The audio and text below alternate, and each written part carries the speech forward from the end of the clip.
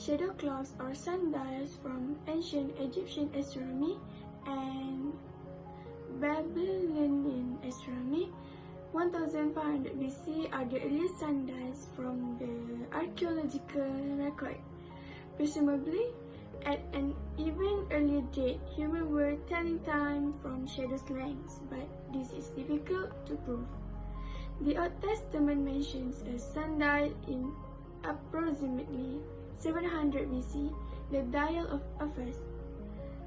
The Dial of Ahaz, described in Isaiah and 2 Kings.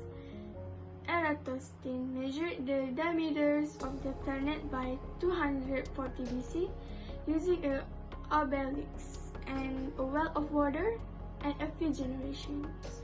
A few centuries later, Ptolemy was using the angle of the sun to access the latitude of the cities. Through geometry, the citizen of Kush made sundial. In his De Architectura, the Roman writer Vitruvius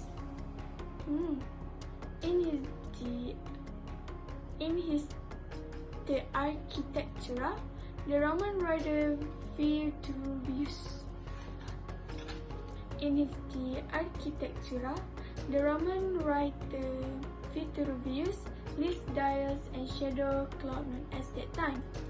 One showing the biblical hours of liturgical acts is a canonical sundial.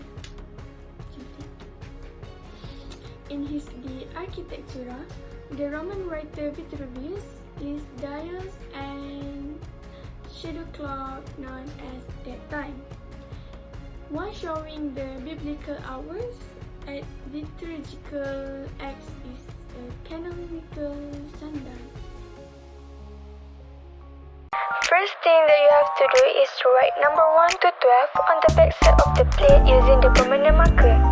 Second thing you're gonna do is make a hole in the middle of the plate and insert a pencil or a skewer points up. To make the hole, I measure using the ruler vertical and horizontal. Then I use marker pen and make a cross in the middle. Then I make a hole and insert the skewer.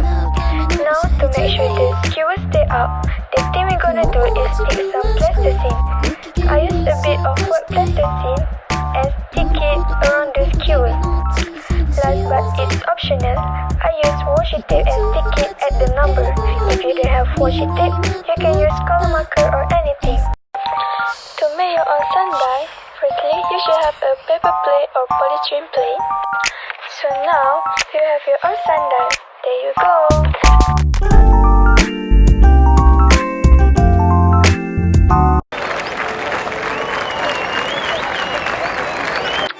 When the Earth rotates about its axis, the Sun appears to move across the sky, causing objects to cast shadows. A sundial contains a gnomon or a thin rod that casts a shadow onto a platform edged with different times. As the Sun changes relative positions over the course of a day, the rod's shadow changes as well, thus reflecting the change in time. If a sundial works based upon a rod's shadow, then why can't a simple stick in the ground work? As a result of the tilt of the Earth's axis, the visible movement of the Sun changes daily. This can be accounted for in several ways. In a normal horizontal sundial, the base platform is kept steady, while the gnomon is moved to reflect the change due to the Earth's axis tilt. Another method achieves the same effect by aligning the platform with the latitude and the gnomon perpendicular. Mathematically, this is just the projection of the gnomon onto the platform. Sundials must be corrected across the span of a time zone. Every zone has a reference longitude, and with every degree of longitude away from the reference, the sundial is off by an additional 4 minutes.